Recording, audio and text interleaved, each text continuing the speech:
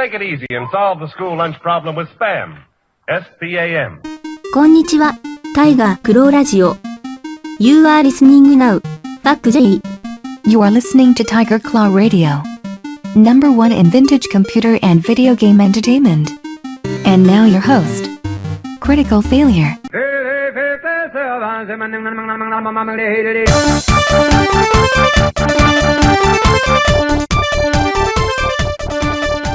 Welcome everybody to Tiger Claw Radio. I'm your host, Critical Failure. What a show it's going to be this week. Got another awesome album for you. This is called Master Boot Record, and it's from Virus.DOS. A little album I picked up over on Bandcamp. Something good, to check out. Also, this week is the Steam sales kicked off. So, big questions about acquisitions. Lots of Steam discussions and hanging out going on. It's been good, and I've been playing some double spooky games, which we're going to get into later on. To kick things off, let's get a track from Master Boot Record. You're listening to Tiger Claw Radio.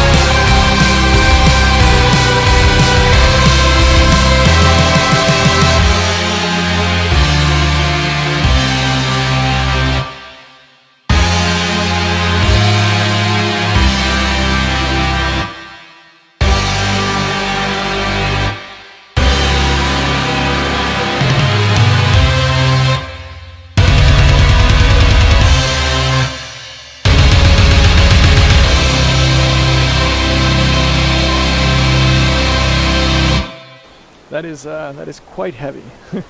Quite heavy. That's a good soundtrack for playing Doom, if I don't mind saying so. It's the second track off the album called Skynet, and that is a free album that you can just download. They do want your email address, and they send you the email link, which I think is a pain. But it's a great album that doesn't cost money, so I'm down with that. All right, boys and girls, we're going to go back to the van. We're going to do the van cast now. The first one that came out, I believe, was before the Steam sales. So the Steam sale discussion and acquisition discussion is going to be later on in the podcast. For now, let's go back to the van. You're listening to Tiger Claw Radio. Stick with us. Morning, everybody. It is 6:16 in the morning. Excuse me, 6:16. It's Monday, it's the Vancast, and I'm off to work after a nice weekend, and it was so nice. Took the family out to the pool yesterday, and we all stayed probably longer than was a good idea. It was one of those evenings where everybody was overtired and we could barely step through our daily routine and make it to bed. But it was good. We had an eventful weekend, which is always nice. It sucks going back to work on Monday feeling like you didn't do anything the previous weekend, the last couple days. And I've had a lot of weekends like that where it's like, hey man, what'd you do over the weekend? I don't really know. Not this weekend, man. This weekend was a good one. Got in a lot of FaceTime with the kids. Had a lot of fun. I even played a little video games. Just a little bit. So last week on the podcast, I talked briefly about going thrifting, I think towards the end of the show. That was something in real time that happened like just this past Thursday, I think. Thursday or Friday. Friday it happened. Friday was date night. We went thrifting. Got some fun stuff, but among the things that I picked up, one of them was an old Logitech dual stick controller for the PC. This is great because I used to have one of those. I bought one back in like 2008 or 2009. At the time, I just wanted a controller to use on emulators. Right? I wanted to play NES games, SNES games, and I didn't want to have to use the keyboard. So I bought a Logitech controller. Now at the time, Xbox 360 hadn't quite become the monster that it was to become. So consequently, the controller that I bought didn't have the colored keys on the right-hand side, like A, B, X, Y, all that stuff. Nowadays, you go get one of those Logitech controllers, all that's mapped like an Xbox controller. But at the time, the button said 1, 2, 3, 4, which I liked. And I kept that for many years until it finally broke. The cable started to fray. The place where the cable meets the controller up there at the top, it started to fray, and eventually the connection was severed and it just stopped working. So I got another one. The one I have now is much more current. It has the Xbox controls, and at first I didn't know how to feel about that. But as I started to test it, which was only this morning, I'm noticing that it is functioning with games that previously required an Xbox controller. I've got some games that would only, like, I'd plug in my generic controller and they just wouldn't pick up on it. One great example is Hidden in Plain Sight, which is a local multiplayer only game. 2 to 4 people, local multiplayer, fun game, right? But you better have an Xbox controller, otherwise you're not invited to the party. So for the longest time, I'd made that work using a program called Xbox 360 CE, which is a little emulator that will run alongside your game. It takes your game pads and it maps them to a 360 gamepad, a virtual 360 gamepad, and that's what the game picks up on. Excuse me. So now I don't have to use that, at least on single player games. So this morning I started playing a game called ARES, which is a little side-scrolling game, which I had troubles running in the past because of this whole Xbox 360 controller thing. And with that, boys and girls, give me a second, I'm going to run into the grocery store here. So that was, back from the grocery store, that was more or less my adventures in thrifting. I've been enjoying testing out the controller on things. But again, today is what? I don't know. I don't know what the date is today. I'm thinking like 21st, maybe 22nd. It's Monday, and Tuesday, tomorrow, that's when the big Steam sale starts. So, there's no point in me buying any more Steam games. The last game I bought was a game called Odalis, which was like a Castlevania clone. One of these games that was designed to look and feel like Castlevania, complete with the retro graphics and everything. I've been enjoying it. It's a good game. I think I'm liking it more than I thought I would, because here's the thing about Castlevania. Castlevania is something that I've always found to be very frustrating. Very frustrating. It wasn't quite as near and dear to my heart, I think it is with some people. When I was younger, we had Castlevania Dracula X, which is a very, very difficult game. And we had the first Castlevania, which I found to be impossibly difficult. I know people are beating it, now I see it on Twitter, people now in adulthood are showing screenshots of the ending saying, hey man, I finally beat it. I never quite got there. Very difficult game, and it's not for lack of trying either. So, yeah, when I think of Castlevania, I think of those Medusa heads that fly through the air, and their sole purpose is to hit you and kill you with the knockback. I don't know, I always hated that. It just seemed like Castlevania was taking one of its weakest mechanics, which was the knockback, and using it against you. So every time you would die, you would not feel like, oh, that was my fault, let's try it one more time. It's like, oh, that happened because of the poor choices they made in design. However true or false that is, that's what it felt like whenever I would lose in that portion of the game. And I think that was a problem. Haven't run into that yet with Odalis. Haven't yet. Odalis is more... The issues are more like, oh, this level's a maze. This level's a maze and you have to know exactly the way to go. And if you don't, it's going to be a problem. So there's a little bit of memorization in there. I made it 3/4 of the way through the second stage, and I'm being told, I talked about this with Alex Swingle. He was like, wait till you get to stage 3. It just gets worse towards as you push further into the game. So, not a flawless game, but I have been enjoying it. And that's really all I needed. It's a $10 game, but I got it for $1.99. So, you know my equation. Half an hour on the dollar and you get your money back. That's your money's worth. If you get an hour on the dollar, then you really won. So 2 hours out of this game is all I need for it to really be a success. And at this point, I probably put about half an hour to 45 minutes into it. So I'll probably revisit it tonight. Because I know once the Steam sales start, all bets are off. Once the Steam sales kick in, I'm planning to round out my Resident Evil collection. And then that's where I'll go. I need Resident Evil Revelations 2 and also Resident Evil 7. I'll get the latest one, Resident Evil 2 Remake Edition. I'll get that later on. I want to get that too, but let that be out a little longer first. Let's get their weird foray into the realm of first-person shooters first. Haven't tried that yet. Again, big deal when it came out. Not as expensive now. So back in the studio, I think that's what I'm looking forward to playing the most, is Resident Evil 7. I'll have to free up some hard drive space, because I know every time there's a big Steam sale, a lot of hard drive space gets gobbled up. I buy the games, I want to get the games installed, it's a problem. So tonight, we'll play some Odalis, we'll deal with some hard drive space issues, and then we'll call it a day. And with that, boys and girls, I'm going to send you guys back to the studio. I'll see you there.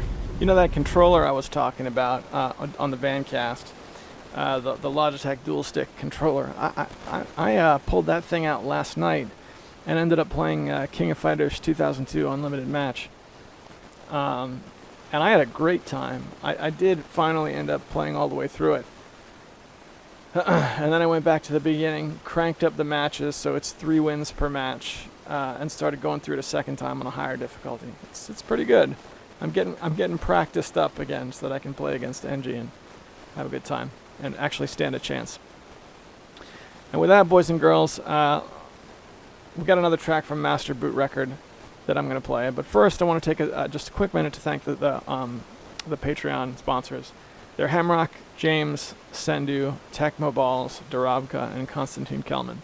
They they give of their resources to make sure TCR can keep coming back every week. So to them, I provide this Hall of Distinguished Gentlemen, as well as they get early access to the show. So thank you guys very much, and stick with us. More to come. For now, Master Boot Record on Tiger Claw Radio.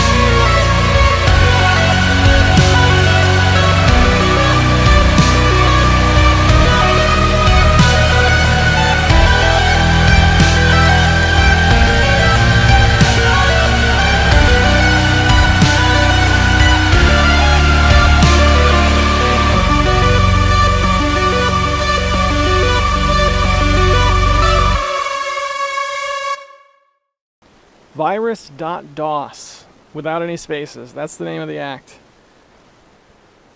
And that's pretty awesome. That is pretty awesome. I'm gonna check the awesome box on that ballot, gentlemen.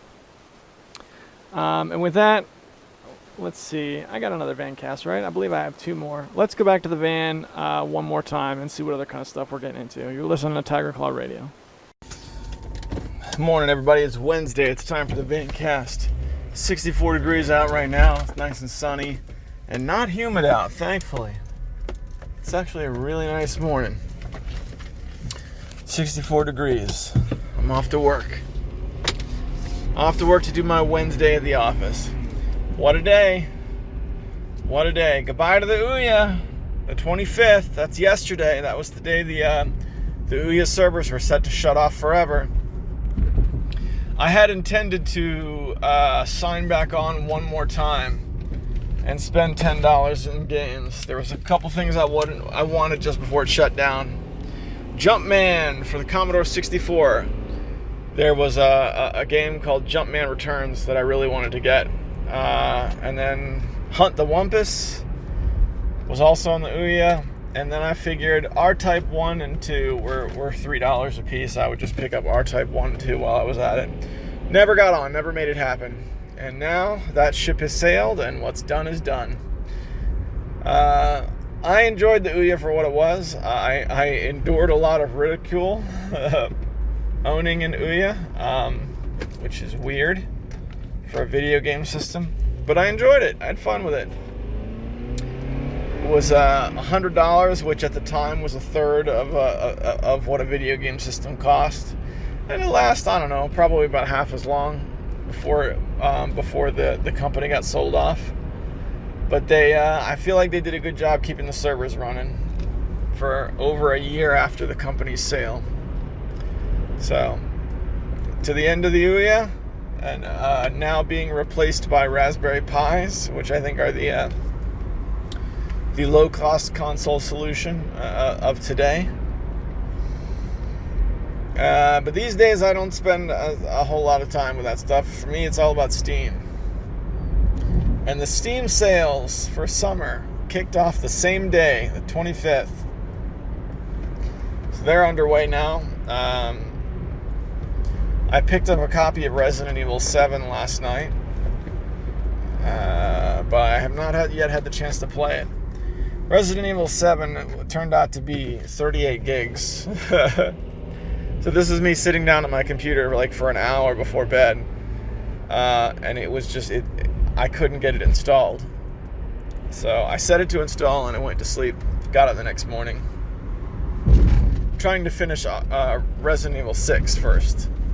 So I played that. I played RE6 this morning. I'm in like the last hour now. So hopefully I'll get that finished up and move on to 7. 7 was a big deal when it came out, man. I remember everybody going crazy for it the same way they went crazy for the Resident Evil 2 remake just a few months ago. So that's cool.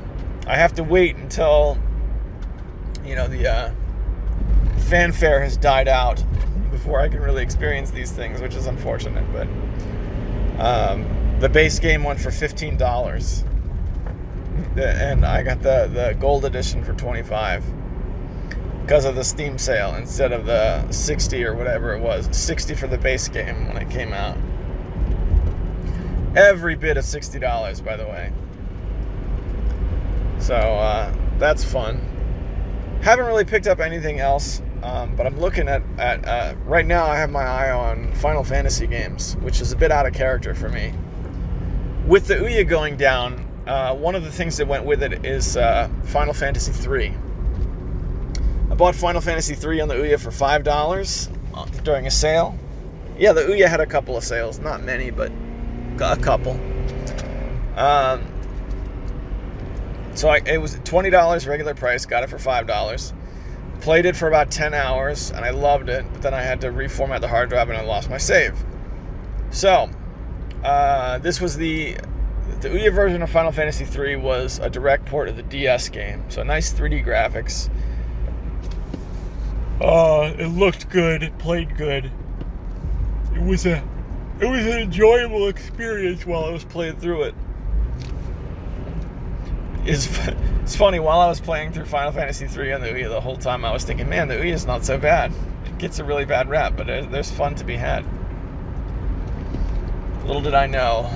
I was going to have to give up that save, man. So I kind of want to replay that on Steam. But there's a bunch of those games that I don't have and would like. I think I'd been considering playing through Final Fantasy 7. I've had that on Steam forever, and I never attempted to play through it. People are talking about a nice HD remake, or a nice full-on remake of Final Fantasy 7. I'm seeing artwork and stuff for it, so apparently that's a reality now, and I just don't think they can do it. Final Fantasy 7 was such a touchstone technically when it came out, in a way that can't be recreated now. Right? It wasn't just the artwork or the story or any of that stuff. It was that was the game that thrust us forward into like fully 3D rendered RPGs. right? That game marked the end of the sprite-based RPGs that we saw, in the 16-bit era. So that leap forward can't be recreated, I don't think. So the only thing I think they can do is, lols, remember this from the original? And now we've got people just getting upset over every aspect of video games. So I can't imagine it being good by any stretch of the imagination. I can't imagine it being good. So I think I might celebrate the release of the upcoming Final Fantasy VII remake by just playing through the original. Playing through it on Steam. Why not? I'll take another stab at beating the Final Fantasy game. Who knows? My track record with RPGs is terrible. Last RPG I tried to play through was the original Phantasy Star, and I loved it. I was having a great time. But it just got too hard with the kids. I could only play it in these short sessions. Didn't make it.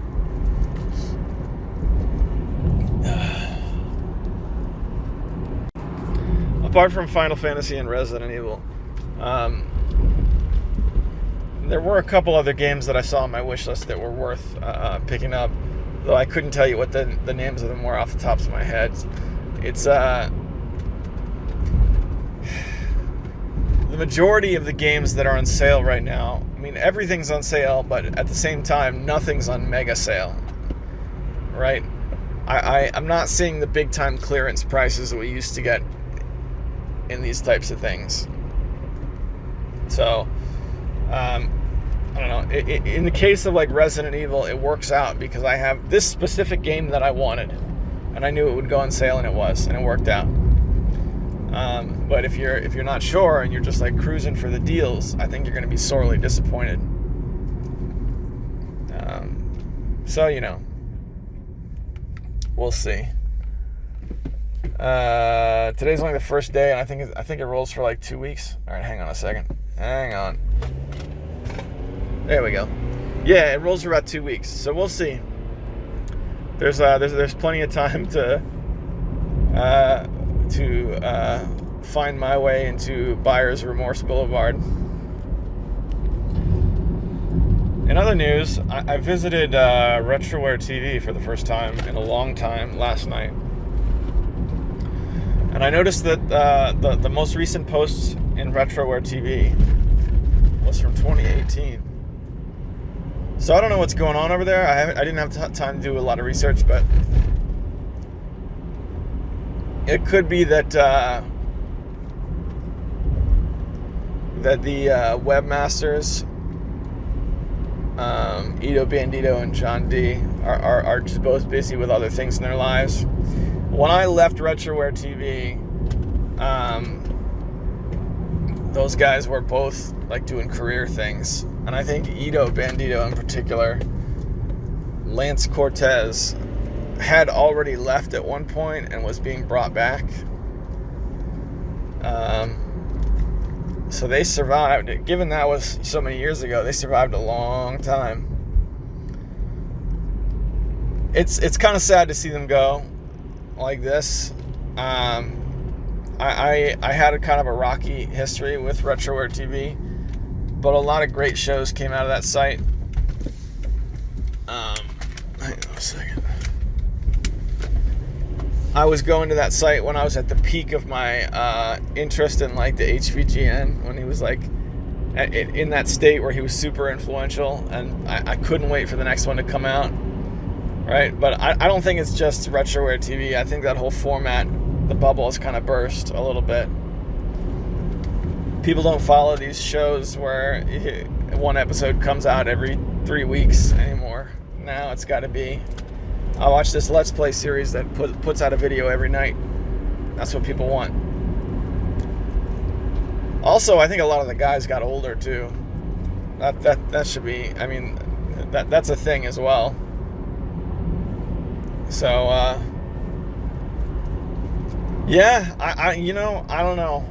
I remember the Ben and Derek Random Show being a huge thing for me, being one of these like early podcasts that I thought was amazing at the time. I remember waiting to get into my first college class listening to the Ben and Derek Random Show. So kind of a staple of that era for me, I guess. So here's hoping they can they make some sort of comeback at some point, because that site, it's also worth mentioning that their community was where I really got my start. A lot of the people who I talk to now, I met, fooling around on RetroWare TV. Back when they had like that blog system, they had a blog system where you could just make a post at any time. That's how I met Retro Kaiser. I think Shintai also cruised in from RetroWare TV when I was with the R-Dub Force. So, yeah. If you got a few minutes, stop by RetroWare TV. Just take a look at what's up there while it's still around. I don't know, maybe an influx of people will get it together. Who knows? But whatever the case, I wish them luck. Thanks for all the service, gentlemen. All the videos and whatnot. I don't even know what the equivalent would be now. At the time, when I was going to RetroWare TV, that was one of like a bunch of sites, right? There was like Screw Attack and Game Trailers and that guy with the glasses. There was a bunch of different sites like that. I don't even know what the site like that would be now. All those sites seem to be gone, right? I don't know. You guys know. What's the site now? Is Blistered Thumbs still around? How about that? That's a site I never really messed with. I remember a site called Reviewtopia showing up for a while. I'm pretty sure that's gone now too.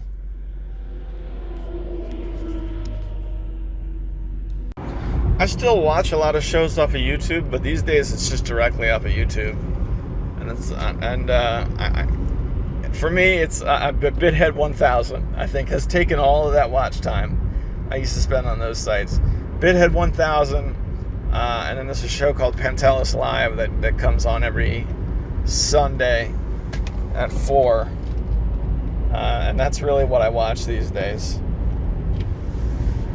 I miss the idea that I would go to a site that was curated by people other than YouTube and Google. Especially, like, I feel like now that's a time where we need that the most, right? Do you guys remember I got offered a spot on Got Game? I was emailing back and forth with Ben, the guy who ran Got Game. And this was during the time when TCR was like just entering a big hiatus. And like, I wasn't returning his emails because I just couldn't do it. But yeah, I'm kind of glad I didn't make the plunge and try and make that happen. Oh, sun's in my eyes.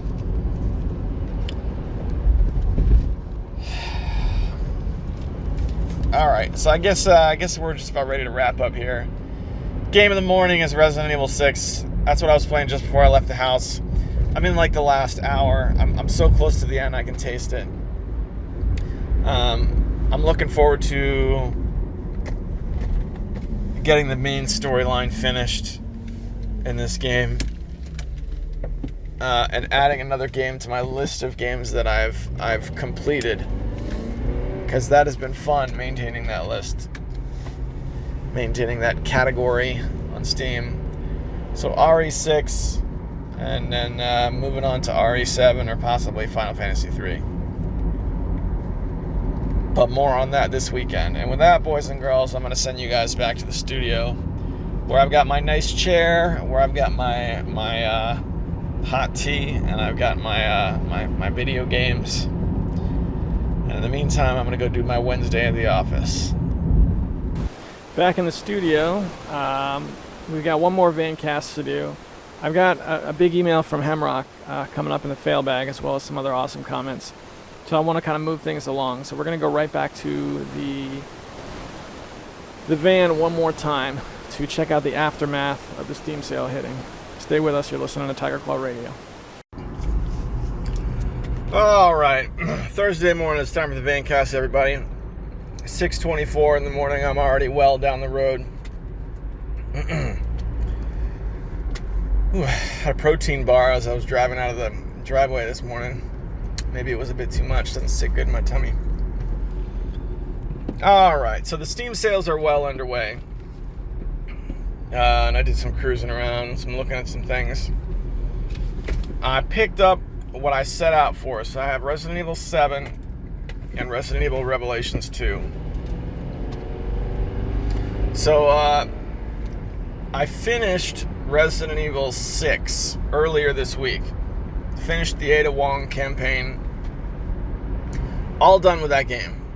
All the way through the single player. I'll revisit it for Mercenaries mode with Alex Swingle, as well as with some of the guys over on the Resident Evil Discord. But as far as single player is concerned, all done with Resident Evil 6. So, I installed Resident Evil 7, and it was like 30 some odd gig. And I gave it a try last night. Hang on a second. Let me see if I can fix this. There we go. And I gave it a try last night. And it's a pretty different kind of game. I like it, but some of the things you need to be aware of is people are saying it's really short. I'm only an hour and a half in, so I haven't beat it yet. But people are saying it's really short, so be aware of that. Also, a lot of it is like cinematic scripted stuff, you know? Like Resident Evil 6, for better or for worse, you had full control over your character, right? You could walk all around, you could aim at things, you could, go different places. You could go places a little bit off the beaten path, not too much, but you could explore a little bit. That's how you would find the emblems, the BSAA emblems that you would shoot and get, prizes. This game, everything seems like there's a correct place to stand. You gotta. The spookiest parts are all cinematic, so it's not, feels more like you're watching a cutscene than playing a game in a lot of different parts.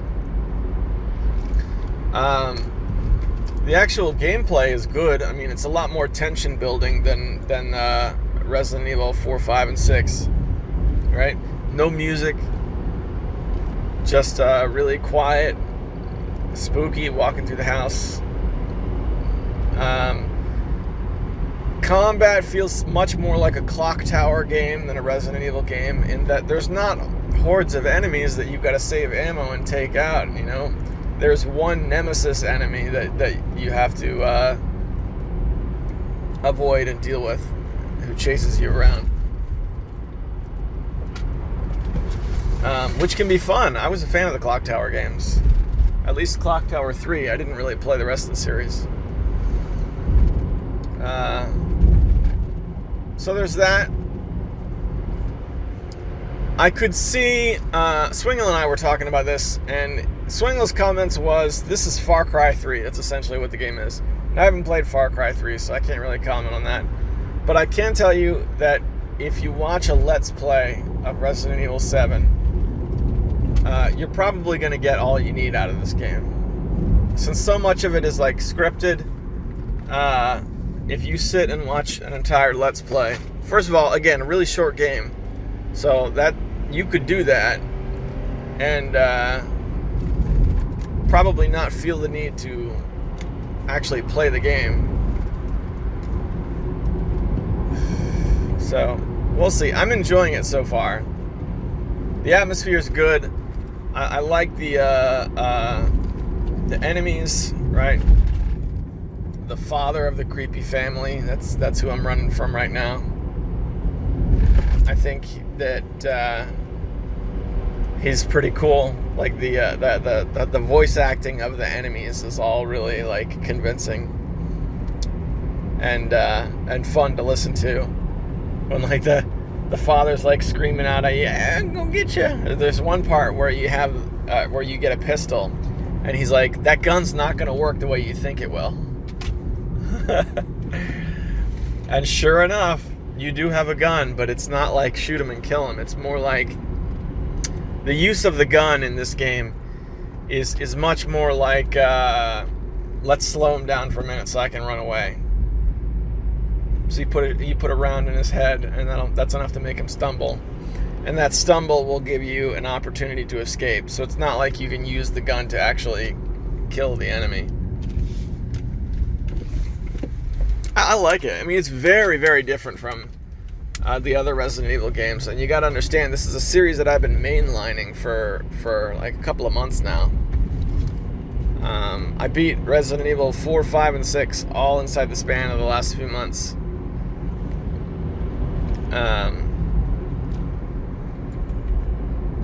Yeah, so this is very different, but I do like it. I do like it.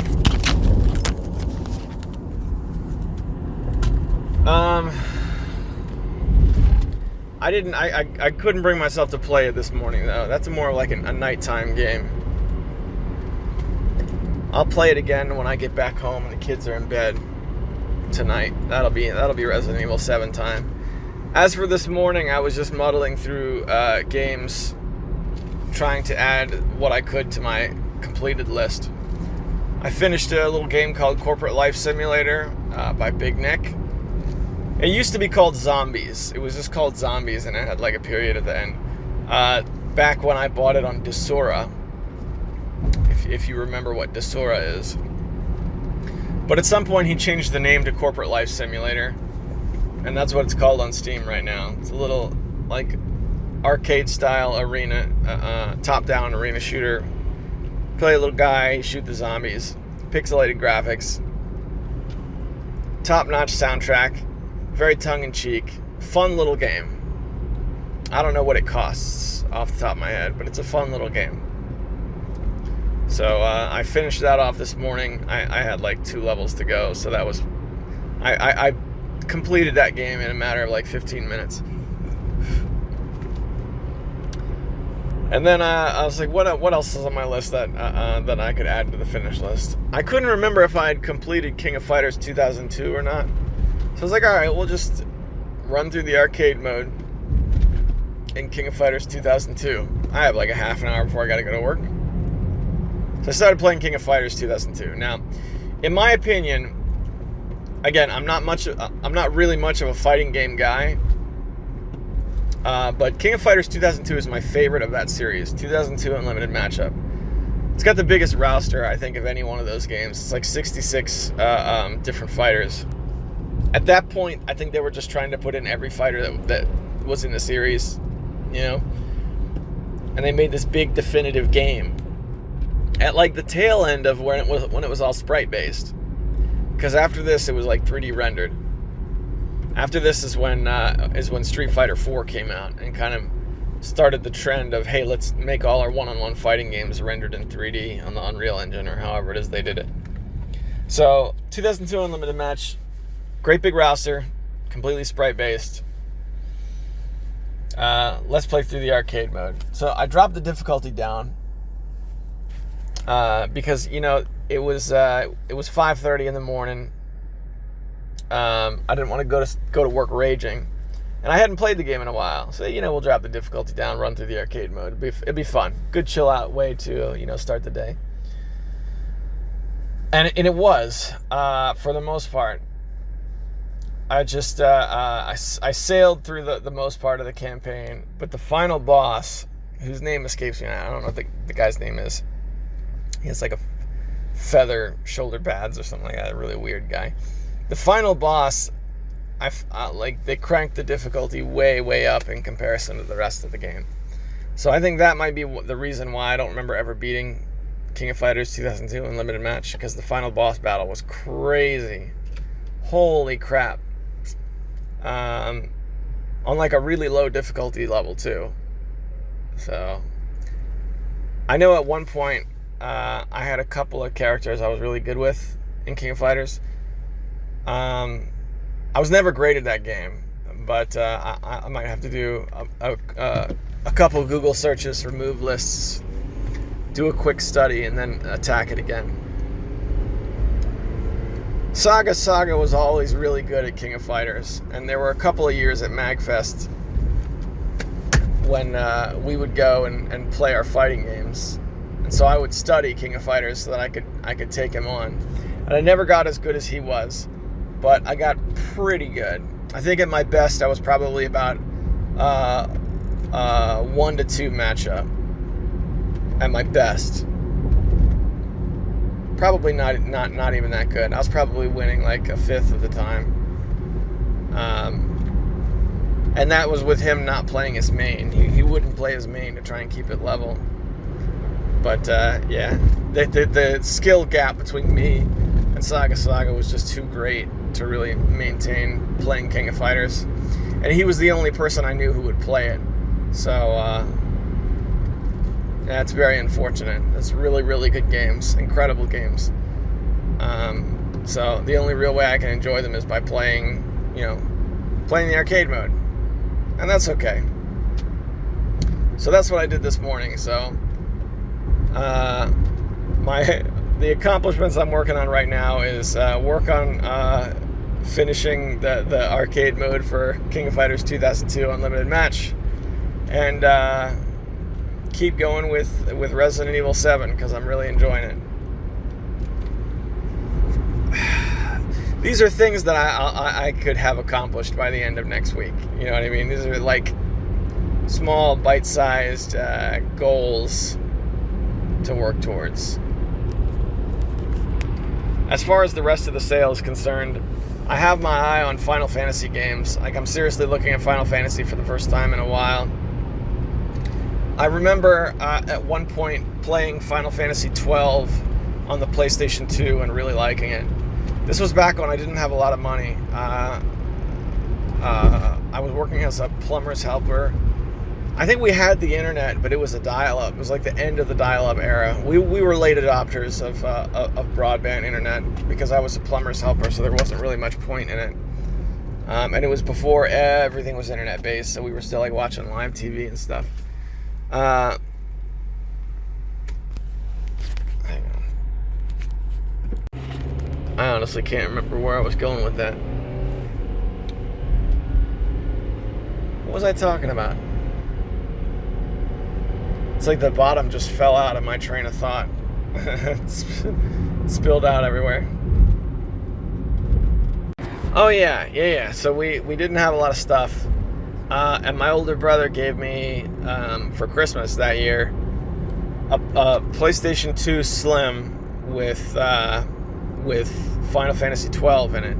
Now this was when Final Fantasy 12 was like brand new. It was towards the very end of the PS2 life cycle. And if I remember right, the PS3 would come out like, I don't know, a year or two later, tops. I don't know. I'd have to go research some dates on that. I'm really bad with dates in that way. But that was around the time frame. I would place it around 2005, maybe 2004.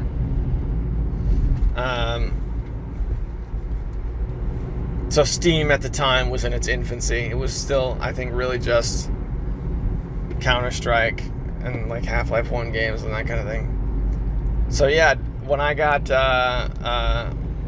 Final Fantasy 12, it was a big deal. And I really sunk my teeth into it, and I had a good time. It was great. I loved it. I know that it's not everybody's favorite Final Fantasy game. There was like a skill system where you had like a grid, and you would pop open nodes on the grid, and people were not big fans of the skill system. And you know what? It never bothered me. I really liked it.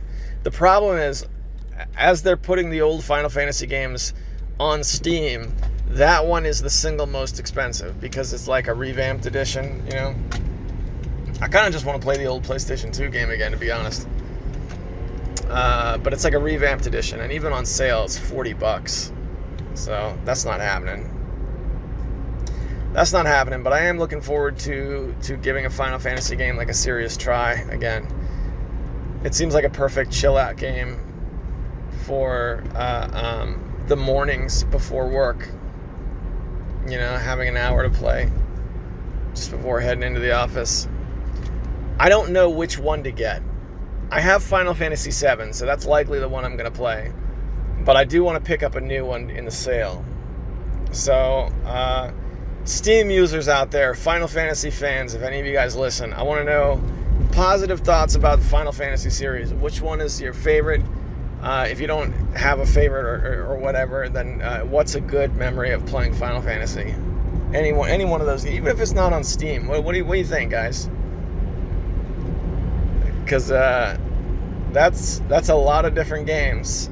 That's a pretty long spanning series. You say I'm gonna sit down and play Final Fantasy. Well, that could be anything. That could be anything from playing my Game Boy Advance to playing an MMO. Jeez Louise. And that's what I'm really not looking at a whole lot else in the summer sales. There were a couple like one-off cheap games in my wish list that I looked at. But I couldn't for the life of me remember what they're called. There was a shmup. I think it was called like EX Strike Vector or something like that. That's got a really deep discount. It's like 80% off, something like that. It ends up being like $2. I might get that. And then there was like a Zelda clone kind of game, which I think was called Claudette or something like that. I don't know. I know I'm butchering the name, but Zelda clone with pixelated graphics where the dungeons are randomly generated, I believe. I don't know. And it's $250. That looks like it might be fun. I don't know. More on that later, though. I got a couple weeks of Steam sale to go, so I'm wondering if I can purchase and complete Resident Evil 7 before the end of the Steam sale. I'd be interested to see how that goes down. And with that, boys and girls, let's see. Tomorrow I'm out of the office. I'll be at home tomorrow, and tomorrow's Friday, so this is probably the last Vancast of the week. Unless something possesses me to do more recording as I'm leaving today. So with that, guys, I'm going to send you back to the office. I'll see you there. Back to the office. Yeah, I'm back to my office. Back to Panzer Studios. See you there. All right, back again from the final Vancast for the week. I'm just doing a quick sound check to make sure the mic is sounding the way it's supposed to. Bear with me. I think we're up and running. All right, boys and girls, so this is the fail bag. This is the part of the show where I read the questions and comments, and we just kind of have a discussion back and forth about what's going on. So if you want to reach me, if you know me personally, just send me an email and make sure it's marked somehow so I know what can and can't be read on the air. Otherwise, leave me a comment on YouTube. It's probably the best way to do it for now. So we're going to start with an email from Hemrock that came in last night. Give me a second. So he writes, "Greetings and salutations, CF. Thank you for another great episode. I greatly enjoyed that first chip tune you played from Cherry Cherry Bomb. It was full of Anna goodness. It brought me back to 2010. It was one of those rare tunes that not only did I go back in the podcast to re-listen to it, but I also looked up the band on Bandcamp. Thanks for sharing such a great artist. Some of their other songs are pretty rockin' as well." All right, quick break from the email. Yeah, I thought that was a standout act as well. That's a really good album, man. The record still hasn't shown up, but I did order it. It has a nice 10-inch vinyl album that should be at my place in a couple weeks. Let's get back to the email. Rip Ouya. Did you pick up any last-minute games? I think you mentioned R-Type. Does Final Fantasy III work on a post-server era? All right, quick break to answer that. No, I never made it in. I talked about this earlier in the show. I wanted to get a few games last minute, and I never turned it on to do it. The game I really wanted was Jumpman Returns. That was the one game above all games that I wanted because Jumpman was a Commodore 64 game, and I don't think you can get it anywhere else, but I'm going to take a quick Google search here. Jumpman Returns. There we go. Come on, they have to post it somewhere else, like Congregate or something. I don't mind putting up a little, couple dollars here, couple dollars there. I'm not seeing it. I am not seeing it. Very sad. Alright. I think that game might be gone forever. I think it might have been like a special release for the Ouya. And it's just gone. Okay. I'll figure out more about that later. Let's get back to the email.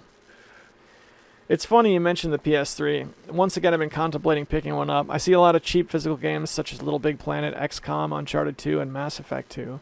While games on the PlayStation Network may be overpriced, as you pointed out on the last TCR, it seems like the physical discs are pretty cheap. What physical games do you have and or recommend for the PS3? Some of the games I'm interested in include Kingdoms of Alamar, Star Ocean, Valkyria Chronicles, and 3D Dot Heroes. All right, quick break to answer this. It's the golden age to buy games for the PS3 in physical media. You're absolutely right. And I'm glad you reminded me of that as well, because this is something that Alex Swingle in particular has been talking about quite a lot. Or I guess not so much in the last month or so, but before we started playing Resident Evil together, as much as we have been, he was collecting PS3 games, specifically for the Move. He enjoyed the Move very much. Games I have for the PS3 that I like, Blaze Blue is pretty fun. You can get that for like a couple of dollars. I like, you know, I'm a Tomb Raider fanatic. There's a top-notch Tomb Raider trilogy of the I can't remember what the name of the trilogy is, but it's Legends, Anniversary, and Underworld. Those 3 games. You can get those in a nice trilogy pack for very, very cheap as well. What other PS3 games? Actually, you know what? Let me throw this on pause real quick. I'm going to check. I think it's worth checking. Oh, yeah. Street Fighter 4 Arcade Edition. That was a good game. That was a game I enjoyed very, very much in the days before getting Street Fighter 5. I never got really good at it. Like in Street Fighter 5, I was able to hold my own for a while. Never got that good in Street Fighter 4. That's another one you can get for pennies on the dollar, even off of eBay. You mentioned 3D Dot Heroes. I never played that, but I know people really seem to enjoy it. So that's another good pick as far as I'm concerned. There's a few. I'd have to go back into my collection and look them over. I really wanted to do that, but unfortunately what's going on in the household right now kind of forbids it. So maybe we'll do a PS3 special next week. Let's get back to the email. Props to Desm101 for sending you the Saturn. That's pretty sweet. What games have you been playing on it? Do you have a favorite? Well, I've been playing the games he sent. I haven't like burned any additional games. But among the ones he sent, I played Dodonpachi like exclusively for several nights, and then I switched over to Cotton Boomerang. That's my favorite. It was nice to play Daytona USA again, because if you remember when I was 17, I've told the story before, I bought a Sega Saturn. This was before Sega Saturns were quite, etched into, they weren't really the grail they are now. At least I didn't think they were at the time. I bought a Sega Saturn. I kept it for like 2 months maybe, and then I ordered some games, and it broke while the games were in transit. The games finally got here. I didn't have a system to play it on. The games, by the way, were Daytona USA and Soviet Strike. So I held on to those 2 Sega Saturn games for many, many, many years without them getting played. I don't have them anymore, but it was nice to finally play Daytona USA on a Sega Saturn, courtesy of Desm101. So, as of the star of the show right now is definitely Cotton Boomerang. So, let's see, what else we got? You mentioned Digital Decay concerning the Castlevania Adventure Rebirth game that was exclusive to the Wii. I'm hoping that Nintendo and or Konami will re-release the Rebirth games on the Switch. There was an article back in January of 2018 on Nintendo Life that said Konami might back the Castlevania, Gradius, and Contra Rebirth games, but it is yet to happen over a year later. A game I'd like to see resurrected from the digital graveyard is Scott Pilgrim vs. the World. It's basically a modern version of River City Rampage with rock and chiptune soundtrack by none other than Anna Managuchi. All right, give me 1 second here. It's funny you bring that up because I've had that on PS3 for quite some time, and I played it. I sat down to play it with my kids. I played it with my son for the first time in many years. I only played that game maybe twice when I got it, but I played it again recently. Yes, this is a good little game you got there. This was before River City Ransom Underground came out, so it was the closest we had seen to a modern River City Ransom. So yeah, that was pretty sweet. I didn't realize that one had fallen into digital decay, but yeah, I guess you're right. That would be nice to see that make a comeback. That was really popular when it came out. Came out, was super popular, it vanished. Don't know. All right, I got distracted and lost my place. Let's get back to the email. Here's some gaming news you might be interested in. There's a bunch of different bullet points. Number 1, the new Raspberry Pi board has been announced. This one is fittingly dubbed Raspberry Pi 4 and sports a 1.5 gigahertz processor and up to 4 gigabytes of RAM. Whew! Wow, the Raspberry Pi's come a long way, bros. I wonder if it I've had a Raspberry Pi. Ooh, something's in my throat. My goodness. Having problems with this particular recording. Give me a second so I can pause it here. There we go. Right, so the Raspberry Pi. I had a Raspberry Pi 2, and I just wanted it at the time for an emulation machine, right? I had it hooked up to a spare TV that was sitting on my desk, so I had my desk with my computer on it, which I use for games, and then I also had the Raspberry Pi 2 hooked up right next to that I could play with a controller. And I played Chrono Trigger on it for a while. I enjoyed it. It was great, but I tried to switch cases, and I ended up accidentally breaking my Raspberry Pi, which was very silly. But I did it on camera, and you can watch it over and over again on my YouTube channel. But because I was only using it for emulation, I never really saw the need to go get another one. So now it's been a couple of years. There have been a couple of iterations since then. This was like the Raspberry Pi 2 era. I might want to finally go back in and get a replacement. I think it would be cool. One of the things that stops me at this point, though, is not knowing what I would play on it. I went to someone's house once that had one set up with like an external hard drive, and it was loaded with like Sega CD games and stuff. So I know there's cool things you can do with it, but I don't know what I would actually sit down and play on it, which is what stops me. Because right now, if I had one, someone handed me one, I'd be like, that's pretty cool. Let me get some stuff for it, and then I'd sit it on my desk and I'd go back to playing Resident Evil 7 because that's the flavor of the month right now. So maybe when sale season's over, I don't know, but I'm enjoying playing games on the computer. When I'm not playing games on the computer, I'm playing games on the Sega Saturn, and so on and so forth. But who knows? I've been following a little bit what's going on with the Pi. I think it's an awesome device, and I like seeing what people do with it, especially for gaming. What I'd really like to see happen is native games for Raspbian.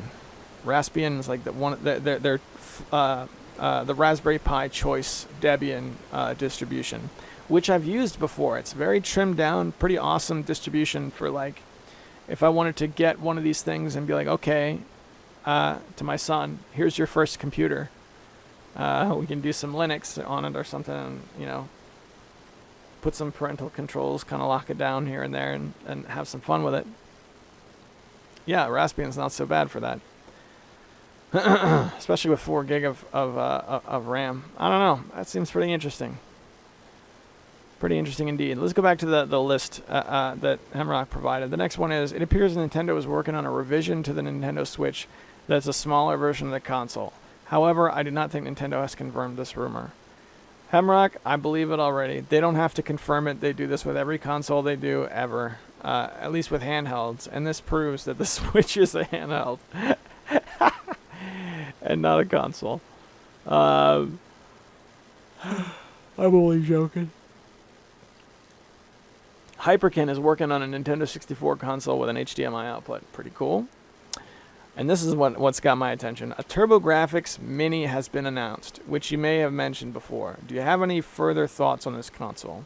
Yeah, I'm interested in playing it because I don't know anything about the TurboGrafx 16 other than there's a game called Dungeon Explorer that I want to play but never have.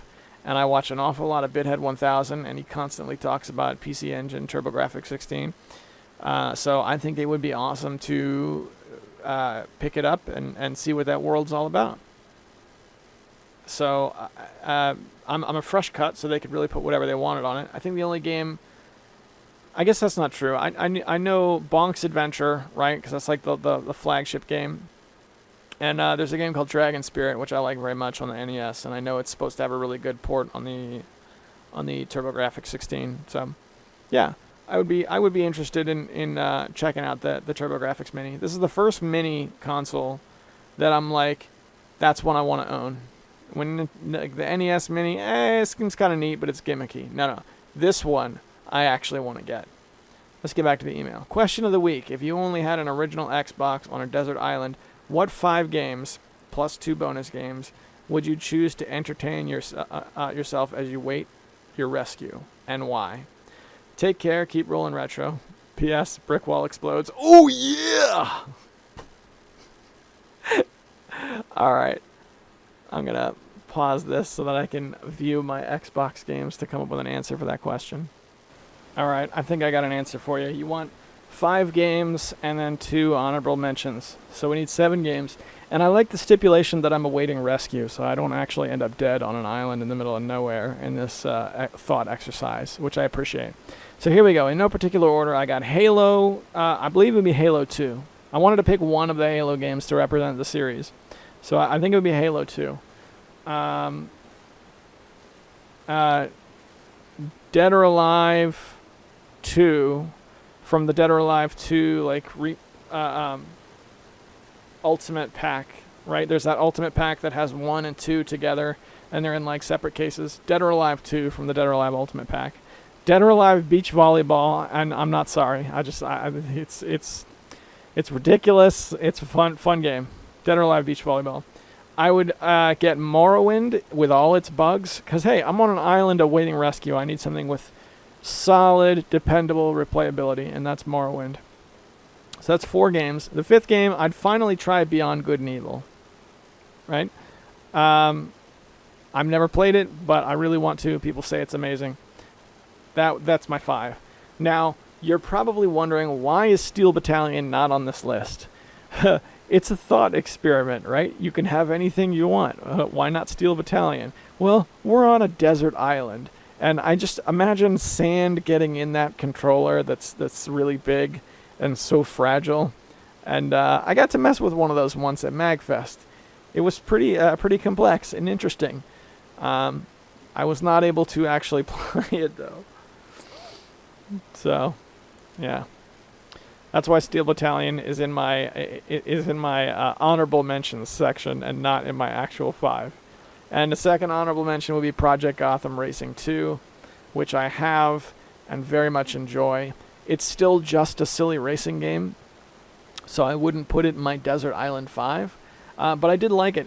And I paused to look at some lists of classic Xbox games to see what else other people would say. And I actually saw Project Gotham Racing 2 appear in more than one list.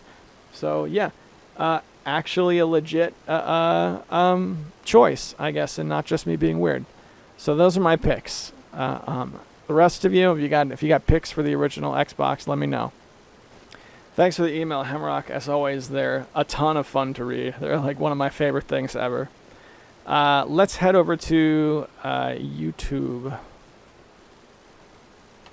I still haven't picked up anything else off of the Steam sales, by the way. I'm still internally arguing back and forth over what Final Fantasy games I want to get, or even if I want to get a Final Fantasy game. I think I've settled on getting Final Fantasy 3 and Final Fantasy 8, because I can get both of those for under $20. But what stops me is I actually want to play Final Fantasy 7, so I know that's another trap of I'm going to get both of these games and neither one of them are going to get played. All right, heading over to YouTube now. Here again, I've learned my lesson.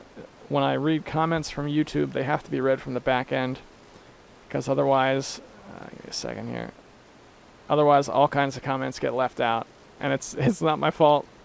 I don't know why YouTube does that. I can't imagine YouTube would display things unfairly. I have 100% faith in the way they display things. All right, let me not go down that path. At this point, I'm just waiting for YouTube Studio to start, because they have to start like an app in order for me to see the back end now, instead of just showing me a static HTML page like they used to. Okay, comments. A lot of red arrows pointing downward in terms of my channel, which is always the way it is. Hemrock writes on the Battle of the Bits video, I'm glad you're keeping it positive, mate. I hope you can continue your work with chiptunes. You got what it takes. It's just a matter of time and more hard work. I'm rooting for you. Thanks, man. I appreciate it. I appreciate it. I've been taking a little bit of a break with the Steam sales because I want to check out games. But yeah, there's another there's another battle right underway, which is pretty awesome. Give me a second here. All right, where did I leave off here? Hemrock writes, sweet Xbox CD case. Yeah, on the Sega Saturn CD package. Yeah, it's pretty sweet, man. Julia writes, maybe this is what you need to give you an edge in the next chiptune competition. Sorry about the nightmares in advance. And she puts a link to a video that shows a guy who builds a Furby organ. I'm looking at this thing. If you look at the frames of this guy like talking at the end, he's got a lot of like Eurorack hardware in the background, which I think I'm more interested in apart from a Furby organ. So the best part of the video is where he pulls the back off, and you can see that this thing's probably got 3 miles of wiring all these little monsters together. Very bizarre. Yeah, head over to the comments section and follow that link because that's a pretty strange one. Pretty neat though.